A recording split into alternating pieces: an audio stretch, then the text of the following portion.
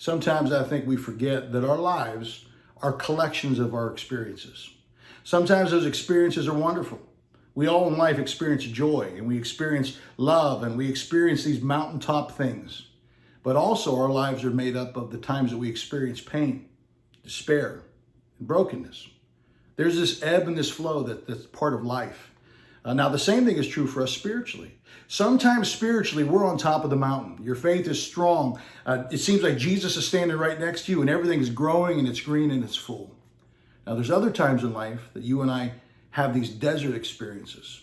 Things seem to be dry, and it seems like God's a million miles away.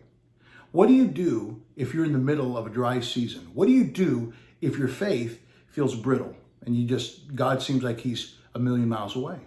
I remember a few years ago, me and one of my friends, we decided to go on a backpacking camping trip up in the Rockies in Colorado. And as we headed in, it was an interesting time for us because at that point, Colorado was in the middle of drought where we were at. We would always look to the snow-capped mountains as we lived there, not just for the beauty of them, but the snow-capped mountains represented the water source for the city of Denver that we would receive every year. So again, the more snow we got in the winter, the better the water was for us in the spring and in the summer. So that year, we were in drought, but we decided to go into the mountains anyway. So we took just enough water to get us into the trail, and then we were going to depend on water sources as we hiked through the Colorado Trail over the next few days. We had our tents on our back, we had all of our sleeping bags, and off we went. My buddy had a map, and on the map it showed us not just the trails, but also all the water sources. So after about 10 miles in, every water source that we'd come to, all the ones that were marked on the map, seemed to be dried up. So about 10 miles in, our water was running low. We had a decision to make. Do we continue to press forward and hope that there's water ahead, or do we turn back around? We were getting to a place where we were starting to get thirsty. We were getting to a place where we were getting a little bit nervous about the future. Have you ever been there? That reminds me of the words of Jesus in John 6. It says this: Jesus said, "I am the bread of life. Come every day to me and you'll never be hungry." Now listen to this. He says, "Believe in me and you'll never be thirsty." So here, Jody and I are standing in the middle of this trail, and we have to make a decision. The map says that there's water ahead, but we haven't encountered that yet. Do we believe in the map, or do we turn back around and go back from where we came from?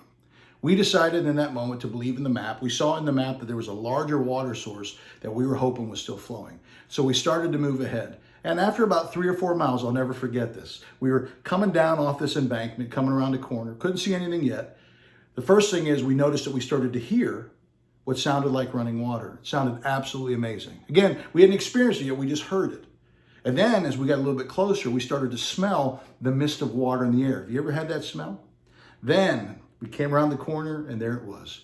This beautiful spring, and it was shimmering in the sunlight, and it was absolutely beautiful. I remember walking to the stream, putting my feet in the stream, and it was icy cold mountain water. We took drinks. It was wonderful. It was such an amazing place. We decided to camp there for the night. And I remember as we pitched our tents, and we were sitting there under the stars, just thinking, man, this is such a good place. I could stay here forever.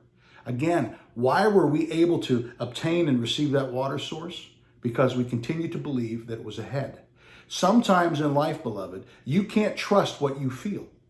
Again, you can't trust your emotions. You can't trust your feelings. If you're going through a dry time, a brittle time, I want to encourage you this morning to believe. Believe that Jesus is who he says he is, and believe that God can sustain you if you continue to move forward. Here's the reality. What's left behind you? I mean, think about where you came from. Is it worth turning around? Is it worth going back? Absolutely not. The God that we serve is the God that's with us now, and he'll be with us tomorrow. So continue to believe, continue to move ahead, and believe in faith that God will quench the thirst of your soul. Even in this dry season, God is enough. God bless you.